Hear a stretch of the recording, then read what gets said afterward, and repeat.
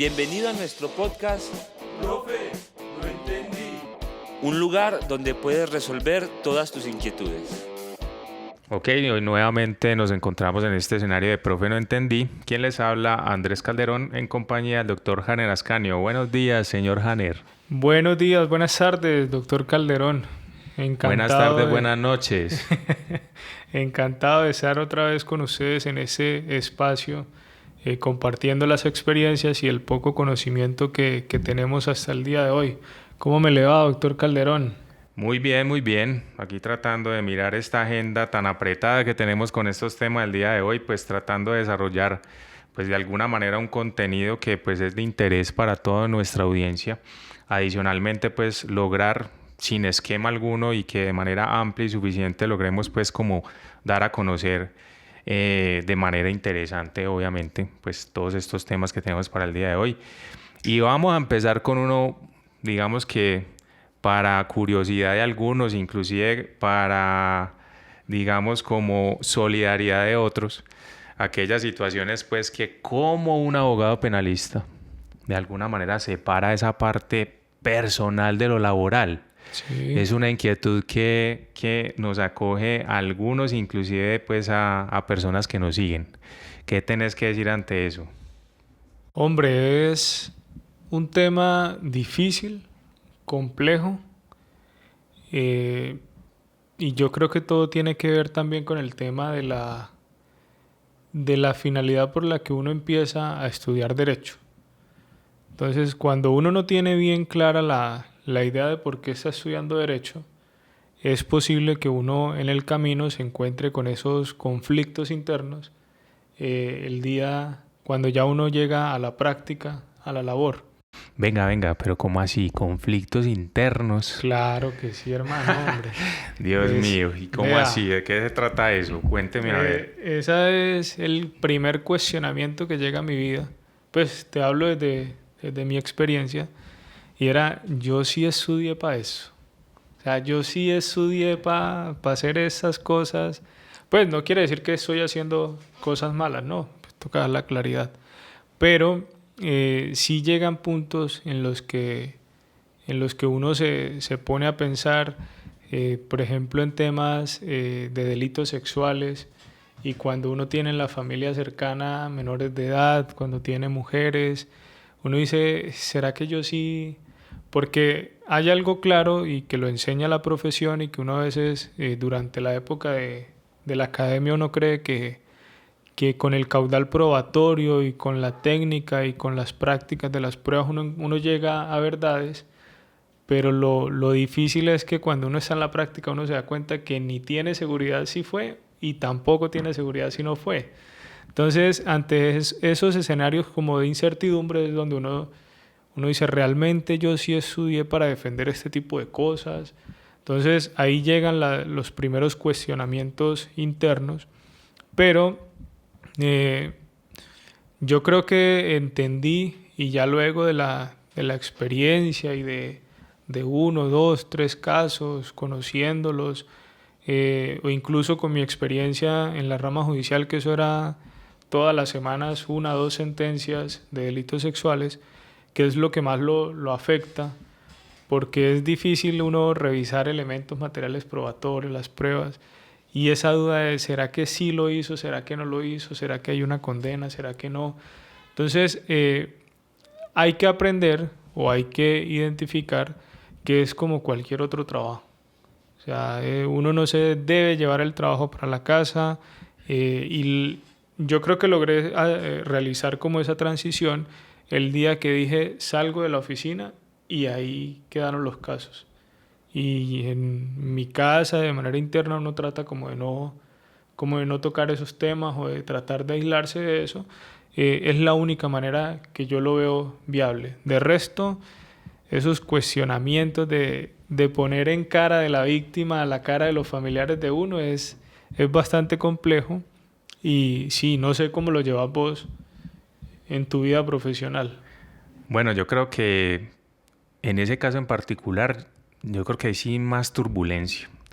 Y es que no sé si tiene que ver también con la experiencia y con los años que le llevo bastante a usted. Se nota. Y es que, de alguna manera, en el rol de abogado y más abogado penalista, yo siento que sí hay momentos de, digamos, de cuestionarse si efectivamente estamos en lo que queremos. Sin embargo, también lo asemejo en cualquier profesión. Es muy probable que cualquier profesional, dentro de su rol o dentro de lo que esté haciendo en cualquier momento, diga: Dios mío, ¿qué estoy haciendo aquí? Eso también se me ha pasado por la cabeza. Sin embargo, cuando hablo de turbulencia, menciono básicamente es que es bastante complejo separar esa parte profesional de lo personal.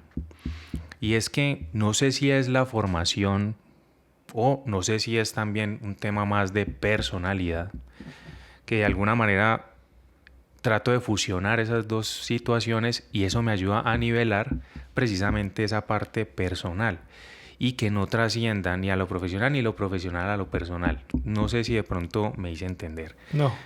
Bueno, pero yo sé que sí me entienden. La cosa es que de alguna manera, pues nosotros no podemos negar que pues frente al hacer profesional, pues eso pues obviamente nos atrae muchas cosas a la vida personal. Entonces, digamos que el estudio desde lo jurídico, pues sí, es relativamente sencillo separarlo. Es decir, separarlo de la vida personal. Sin embargo, digamos, ese trascender, o más bien ese cúmulo de experiencia o ese cúmulo de situaciones que te toca lidiar, pues porque es que no solamente es estudiar, sino que muchas veces el abogado penalista entonces es el psicólogo del cliente. Es el asesor financiero del cliente. De alguna manera es el consejero del cliente. Entonces, es muy difícil eventualmente también separar el rol meramente de abogado de esa parte humana. Entonces, esos que logran separar eso, pues muy bueno. Pero también hay frases que de alguna manera ayudan a medio, digamos, manejar cierta distancia entre el cliente y abogado, y es que muchas veces tú quieres explicarle algo que dentro de la estrategia jurídica está completamente, digámoslo así, viable. Pero esa persona, digamos, dentro de su ansiedad y curiosidad, pues quiere de alguna manera también entender un poco mejor el asunto. Sin embargo, es que a veces también toca inclusive llegar al punto de decir: venga, es que yo a usted no le estoy dando clases de derecho, yo a usted le estoy implementando una estrategia jurídica. Y ese tipo de roces o ese tipo de situaciones tensas que se presentan en algún momento, pues eso es lo que de alguna manera es difícil de separar también de lo personal, porque es una carga, es una carga. Lo importante es que, creo yo, y para concluir, es que esa situación no afecte los límites, digamos, de una sana convivencia, pues con los demás, incluyendo los clientes, incluyendo tus compañeros de trabajo, tu familia. Es decir, yo creería, lo veo más metódicamente desde ese punto de vista. Pero espérame, yo te hago una pregunta. ¿Vos no has llegado a ese momento en el que como que te sentís aburrido con el caso porque de pronto la estrategia jurídica sentís que no es... Ejemplo, vos sabés o conocés la realidad de cómo suceden los hechos, pero de cierta forma pues se va a ir a juicio y vos no vas a, de entrada no vas a decir que sí, que realmente ocurrieron los hechos y demás, sino que planteas una estrategia jurídica que pueda minimizar los riesgos de una condena tan alta, por decirlo así. Totalmente. En esos escenarios no sentís como que, ¿será que sí estoy haciendo bien? O más bien le digo que el único camino es un preacuerdo, un allanamiento. ¿No te ha pasado así? Yo pienso que ahí es donde existe la verdadera carga, porque es de doble vía. Primero, digamos que el operador abogado, en este caso pues nosotros, pues conocemos los dos escenarios. Ese escenario, digamos, entre comillas, como esa realidad material, ontológica o algo como la queramos llamar, del cliente versus esa estrategia jurídica que queremos hacer valer en el proceso. Y ahí es donde yo digo que uno no se puede inventar escenarios. Hay que ser completamente sincero y honesto con ese cliente. Y es que ahí es donde viene digamos, ese verdadero buen hacer también del profesional. Porque ese profesional, pues, de alguna manera, pues, primero no puede decir mentiras y mucho menos a su cliente, porque, pues, obviamente las relaciones personales se basan en la confianza, o al menos en ese respeto mutuo de que, pues, obviamente no estoy de alguna manera engañando a esa otra persona y, pues, mucho menos al sistema. Yo pienso que no es simplemente pensar de que cierta estrategia o ciertas circunstancias no se acomodan, digamos, desde el punto de vista real o desde el punto de vista procesal, sino también pensar en cuál es digamos, ese equilibrio, ese justo medio que nos va a ayudar, digamos, a progresar en ese caso. Y claro, yo los llamo, de hecho yo los apodo a esos casos, les digo los casos piña, porque yo no hallo por dónde agarrarlos. Es decir, yo no sé si agarrarlos por encima, por debajo, o sea, eso es una cosa tremenda y eso ahí uno no sabe realmente muchas veces cómo sacar adelante ciertas cosas. Pero también esas luchas internas, y yo hablo que ese es el camino del guerrero. Y el guerrero de alguna manera siempre va a tener dificultades o va a tener cosas que, digamos, le van a prosperar fácilmente, pero la lucha no termina. La lucha de alguna manera es continua. Y que fuera que uno tuviera un solo caso, pues vaya y venga. Pero realmente son un montón, o son varios, por decirlo de alguna manera, en donde usted tiene que actuar de una manera en uno, otro en otro. Entonces también es lidiar con esos roles que usted le tiene que demostrar, no solamente a su cliente, sino también, obviamente, a esos escenarios procesales que nos enfrentamos diariamente. Así es. A mí sí me ha pasado en varias oportunidades que yo le cojo pereza a los casos. Yo sí, cuando yo veo que el tema va así y que el cliente también se pone intransigente de que sí, pero no, pero tiene que decirlo así, ya no, ya y yo no le dedico como un tiempo de, como con amor, estudiando y todo eso, no. Bueno, pero ese Ya. paréntesis, ¿no? El cliente que siente que sabe más que el abogado, por ejemplo. Ay, Señor Jesús. Tenía uno que quería revisarme todo, como si fuera profesor de universidad o docente de consultorio jurídico, validando todo. Es decir, páseme la apelación, yo la reviso, por ejemplo. Tal cual. O cuáles son sus alegatos de conclusión que yo los quiero ver. O muéstreme cuál va a ser el contrainterrogatorio que va a hacer. Ay, Dios. Y lo peor de todo es que llegaba a corregirme y a decirme, mire, es que eso le está quedando mal porque es que eso no se dijo. Y fácilmente uno leía en el documento que la cápite ese era como reseñando los errores de la decisión, resaltando lo que no se había dicho y que había quedado mal. Bueno, ¿y al menos buena ortografía o no? Eso sí. Bueno. Eso sí no me corregía. No, pero la corrección venía con buena ortografía. No. Porque pues, las envían con una ortografía que válgame Dios. No, olvídese. No, es que ni me quiero acordar. Y entonces, listo. Entonces le coges como cierta resistencia como a los casos. A veces uno se sienta a escribir y ni siquiera se le ocurre nada. Total. ¿Qué escribir?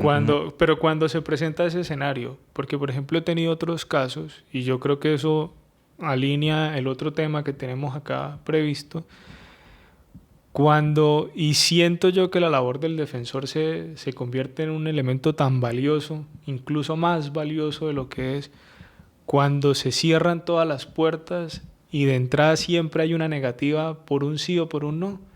Ahí le meto más empeño y más, no sé, me motiva más. Entonces no solamente es el camino del guerrero, sino ponerse la armadura. ¡Ay, Dios! Y ni con armadura a veces salimos adelante.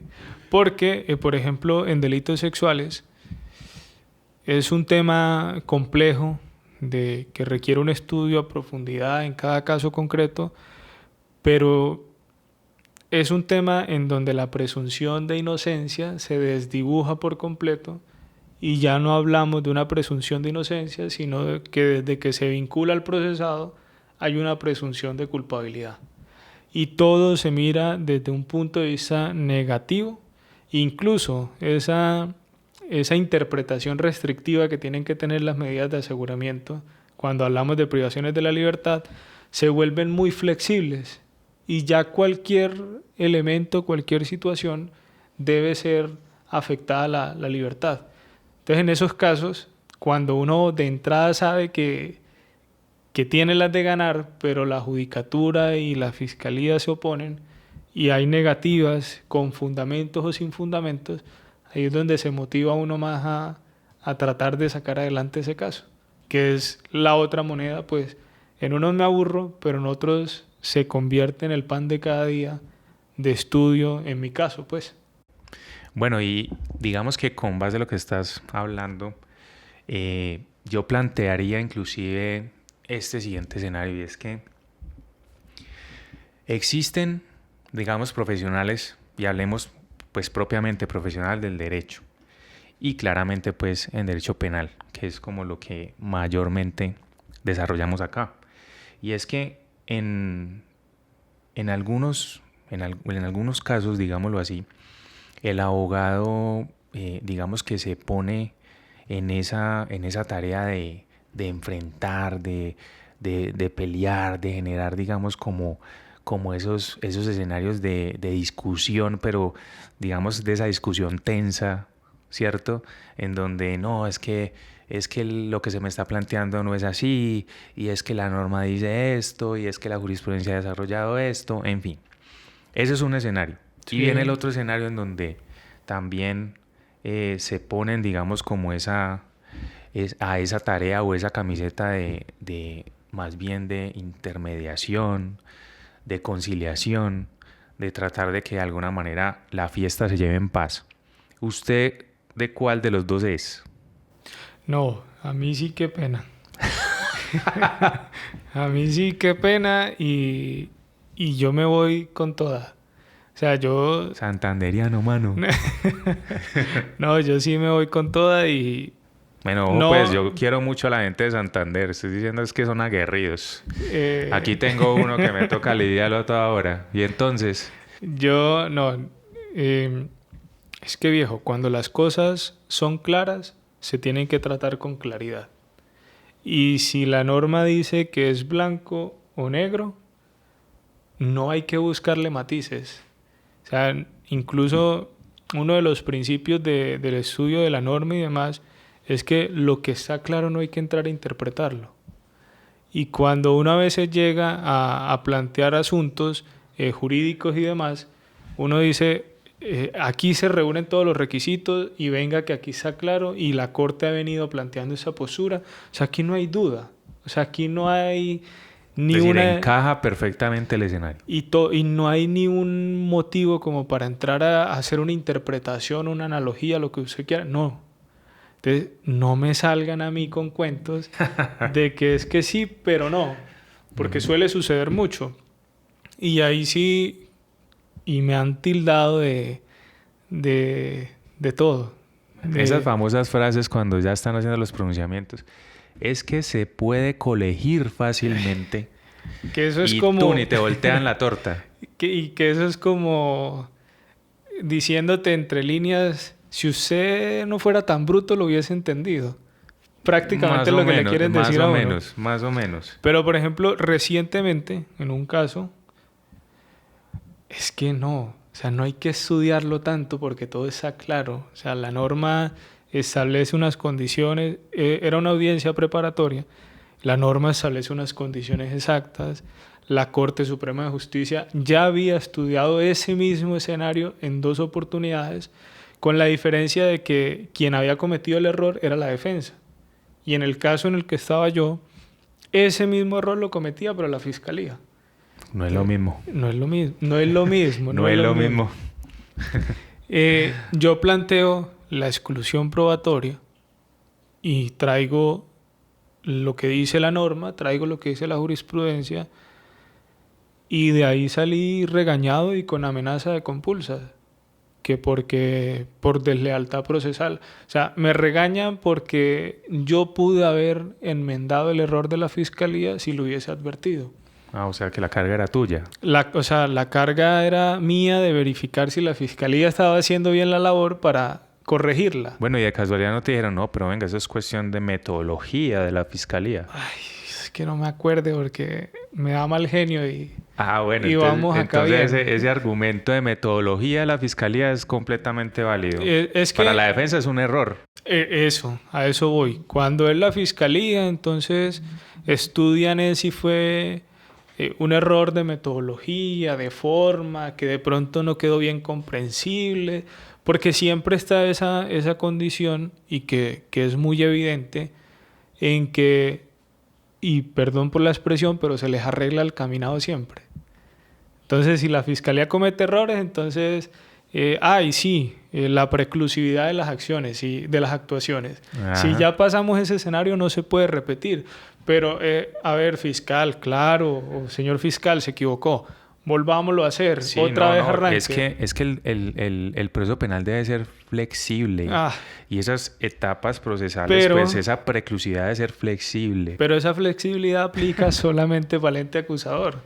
Porque Ay, Dios si ya el mío. error lo comete el defensor, entonces ya tachan es una falta de profesionalismo, que el defensor debió haber venido preparado para este tipo de audiencias, ya se conoce la metodología de la audiencia, entonces como es una falencia de la defensa, no se enmienda nada. Maniobras dilatorias y demás. Totalmente. Entonces, Bueno, y de hecho no se trata pues de venir a llorar pues aquí en este escenario de que es que, No. ay no, todos están en contra de si se nuestra. descuidan, sí lloro. Sin embargo, yo sí compro el argumento y sí lo compro es que de alguna manera pues usted también, a usted le gusta digamos el conflicto y pelear y irse aguerrido ante las audiencias, pero usted también tiene hormonas ahí alborotadas. Pero venga, sí, de joven sí, claro. Sí, obvio. Sí, aquí sí quiero ser claro. O sea, yo peleo y la meto toda cuando yo veo que tengo un sustento, pues. O sea, que no es algo, no me estoy inventando nada, no es nada de un científico del derecho que se está inventando una interpretación, no.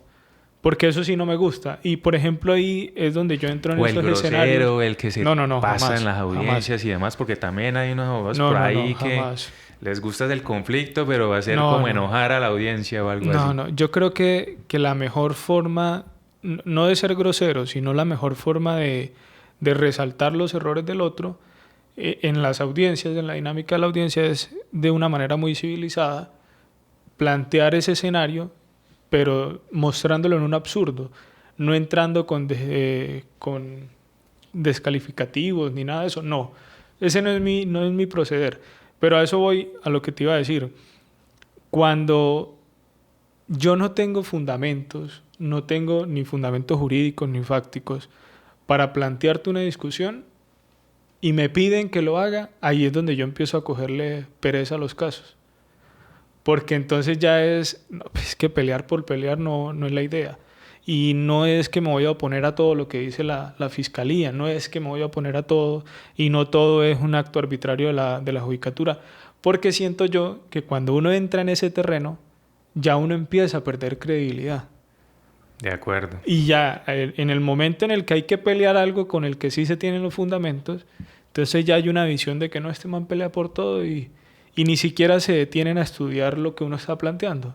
Entonces, esos son mis dos escenarios. Si yo tengo argumentos, viejo, la última audiencia que tuve arrancó como a las 3 de la tarde y peleando duró hasta las 11:30 de la noche. Con recursos, con apelación, con reposición, con todo. Pero cuando hay argumentos, si no, yo no me voy a desgastar peleando tontamente o planteando aspectos que ni siquiera son viables, pues. De acuerdo, sí, yo creo que uno tiene que ser muy centrado en eso. Y yo tendría que decir ante ello es que, pues, uno como abogado genera cierto gusto por ciertas situaciones, es decir, por ciertos delitos y demás. Estamos hablando, pues, obviamente del derecho penal y pues no todos tenemos afinidad con todo. De hecho, pues yo pues públicamente lo he dicho y lo sostengo, digamos, no soy una persona que guste mucho o le genere mucha pasión los delitos sexuales, a pesar de que de alguna manera también los he trabajado. Sin embargo, por ejemplo, la pasión que a mí me da, por ejemplo, con esos delitos del patrimonio económico, de la fe pública, bueno, y algunos otros bienes jurídicos, ¿cierto? Esos conciertos para delinquir, todas esas situaciones, la seguridad pública, en fin. Digamos que uno va cogiendo, inclusive dentro de la misma especialidad, va cogiendo cierta especialidad en ciertos delitos. Sí. Y también se va llenando de argumentos y los estudia más a profundidad, no te da pereza leer, no te da pereza, digamos, o dificultad, digámoslo de alguna manera, plantear unos buenos alegatos, plantear una muy buena estrategia Sí. y demás. Yo de hecho pues podría decir que de alguna manera le he cogido un gusto bastante amplio a los temas de estafa y no sé por qué tengo mucha afinidad con eso porque de alguna manera sí me comprometo mucho cuando me tocan ese tipo de casos. Temas del patrimonio económico y demás, esas negociaciones y demás, también me parece que es un bien jurídico que si bien es cierto a mí me afecta en el patrimonio económico, pues venga, pues que hay que resarcir en últimas, pues un patrimonio. Entonces también tiendo o manejo tendencia, digámoslo de alguna manera, pues también a negociar bien ese tipo de casos. Pero digamos, esos ya son toques personales, pues Sí, que sí, cada sí. uno, obviamente en su quehacer profesional, pues lo desarrollará de mejor manera. Pero pues es como por poner un escenario de discusión. Y bueno, digamos que pasando, digamos, a unos temas un poco más light y generando, digamos, un pequeño recreo aquí de esta discusión y de estos temas tan interesantes, volvamos a eso que nos ha caracterizado de alguna manera, pues aquí en el programa y es esos mitos del derecho o esos mitos del abogado penalista. Entonces, pues yo por acá podría mencionar alguno y ya tú me dices qué opinas al respecto y es, los abogados penalistas no tienen alma. ¿Qué podríamos decir ante eso? Depende.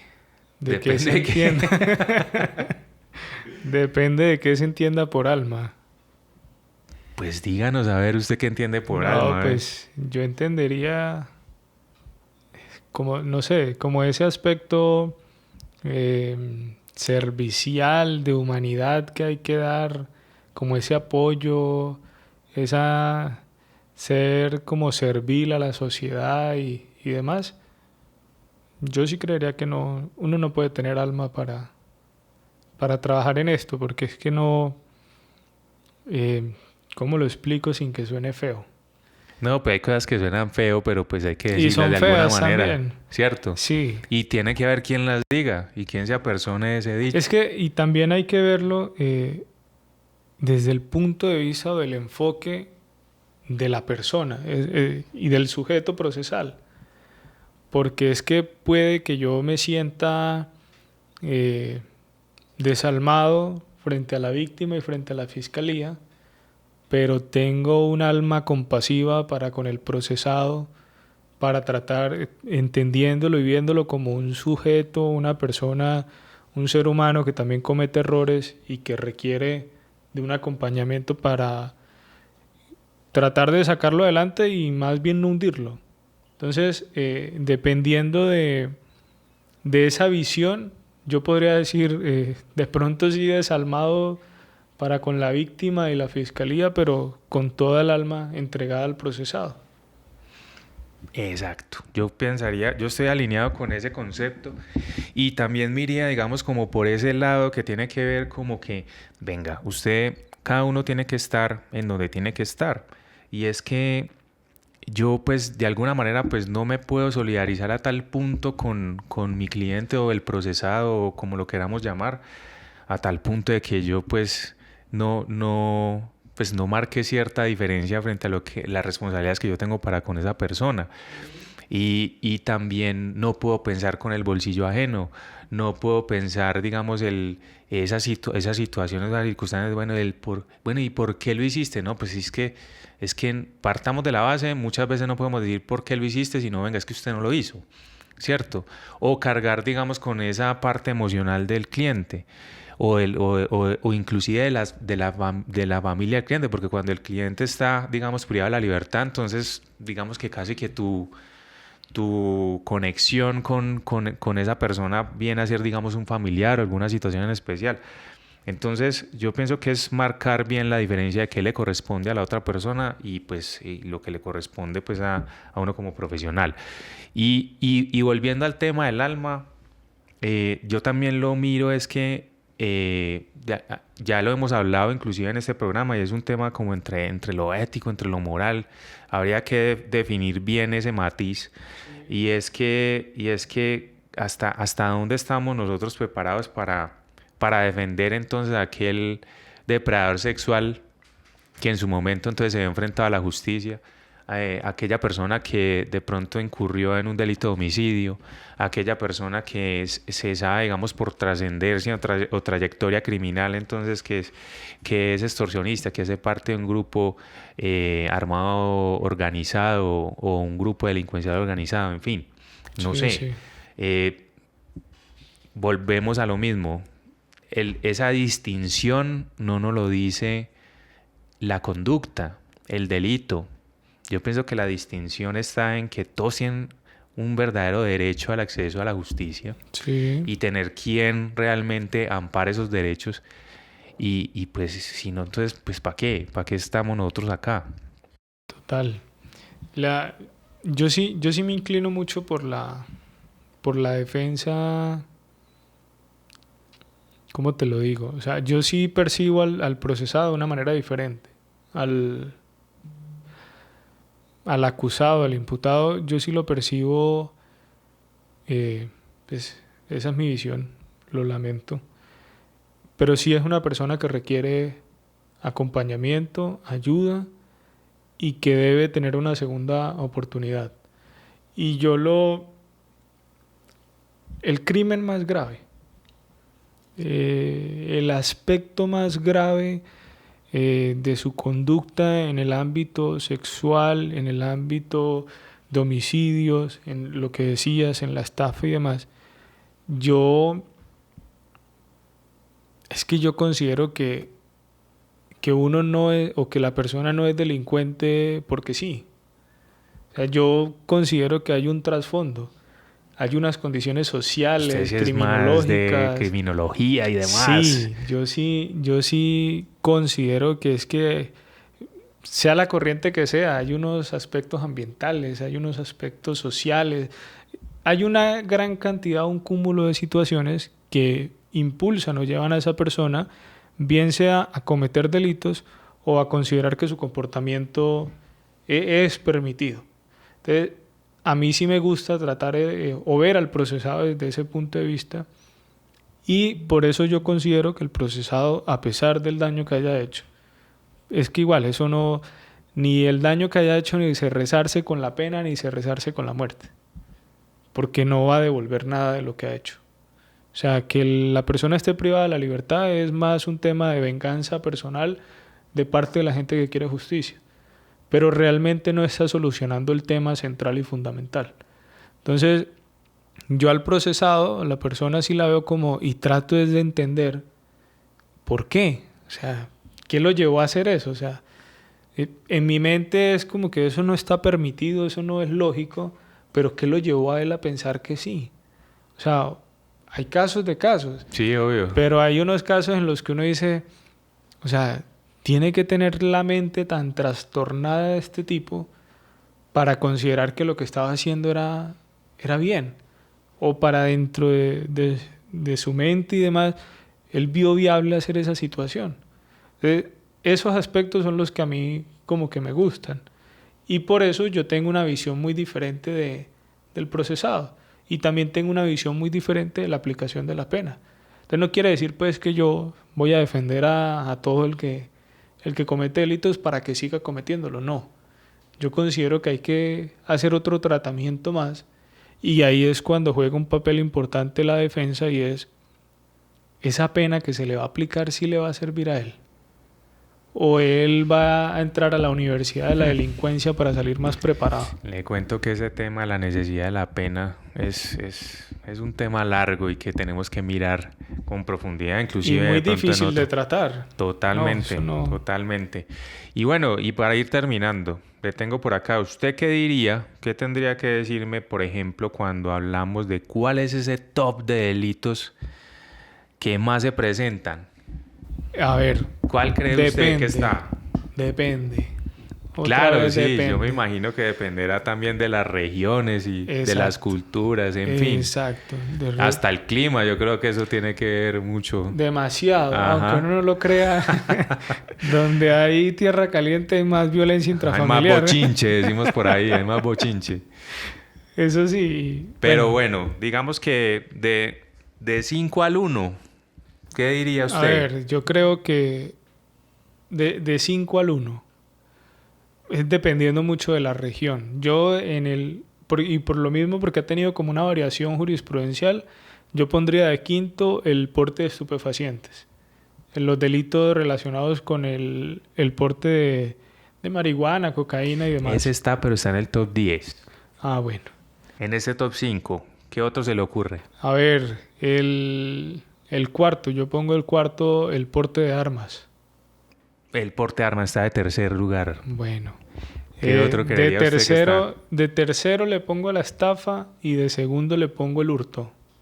Bueno, en ese orden tenemos de cuarto a la estafa. Sí. Mucho estafador ya, qué cosa tan berraca. Y de primero tenemos el hurto.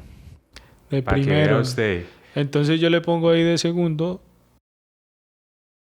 lo más famoso hoy en día, el de los delitos sexuales. Acto sexual está como segundo delito en el top 5. Y en el quinto lugar, En el quinto lugar, para sorpresa de muchos, será ¿cuál será? el homicidio. Lo tenemos de quinto lugar.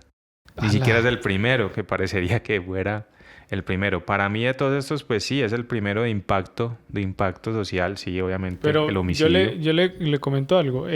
Dependiendo de las regiones, cambian. Ah, no, en claro que sí. En zonas fronterizas es muy factible, sobre todo zona fronteriza con Venezuela, el favorecimiento del contrabando de hidrocarburos.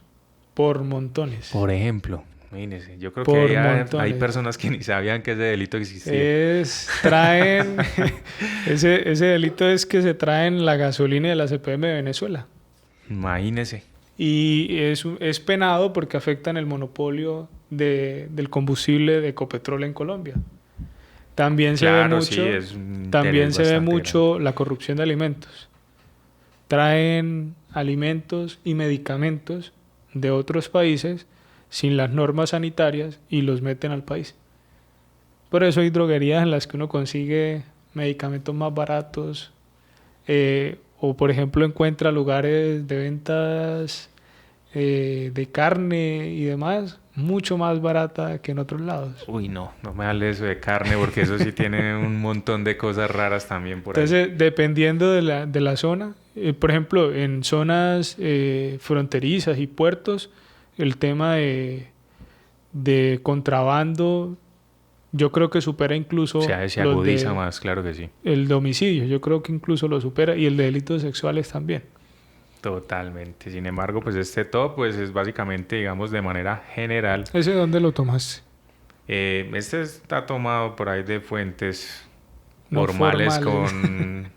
en cuanto a los casos conocidos en la rama judicial. Sin Ya, embargo, la estadística más judicial. exacto, esa estadística judicial. Sin embargo, pues obviamente me imagino que esto sería debatible pues en otro tipo de escenarios. Total. Bueno, bien. Entonces llegamos al final de este capítulo. Vamos a desarrollar otros más. Y digamos como para ir adelantando aquellas situaciones de próximos capítulos. Entonces, ¿ustedes qué tendrían que decir frente a los preacuerdos y negociaciones que se dan al delito? Espero los comentarios. Muchas gracias.